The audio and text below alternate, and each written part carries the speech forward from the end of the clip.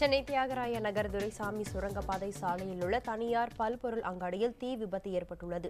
தீயை அணைக்கும் பணியில் தீயணைப்பு படையினர் ஈடுபட்டுள்ளனர். அதன் நேரடி காட்சிகளை இப்போது பார்க்கலாம். இது பற்றிய கூடுதல் விவரங்களை தருகிறார் தியாகச்செம்மல்.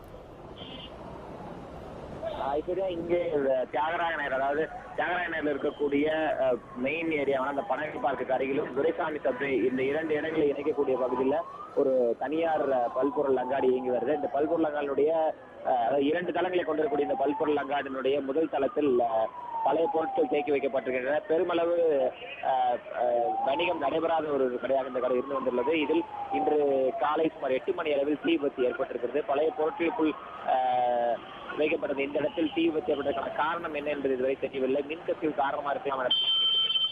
இதுவரை 3 தீயணைப்பு வாகனங்கள் இந்த தீயை அணைக்கும் பணியில் ஈடுபட்டுள்ளன. கிட்டத்தட்ட 3 தீயணைப்பு வண்டிகள் இந்த பணியில் ஈடுபட்டுள்ளன.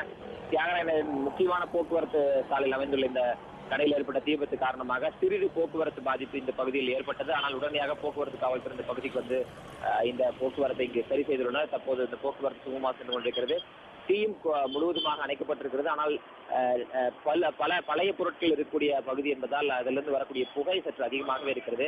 ஆனால் புகையை கட்டுப்படுத்தக்கூடிய மருந்துகளுடன் இந்த தண்ணீரும் தெளிக்கப்படுவதால் புகை மூட்டம் பெரிய அளவுக்கு இந்த பகுதியில் இல்லை. உயிர் சேதம் என்பது இந்த பகுதியில் ஏனெனில் பழைய பொருட்கள் தேக்கி வைக்கக்கூடிய இடம் என்பதால் உயிர் சேதமோ அல்லது யாராவது நபர்கள் காயமோ என்பது இதுவரை இல்லை. கிட்டத்தட்ட இயங்காத நிலையிலே இந்த பல்பொருள் அங்காடி இருந்து வந்துள்ளது. இதனுடைய 2வது தளத்தில் தான் தீ விபத்து ஏற்பட்டிருக்கிறது. அதன் காட்சிகளை தான் தற்போது பார்த்து வருகிறோம். நிச்சயமா தியாகச்செம்மல், உங்களோட தகவல்களுக்கு நன்றி.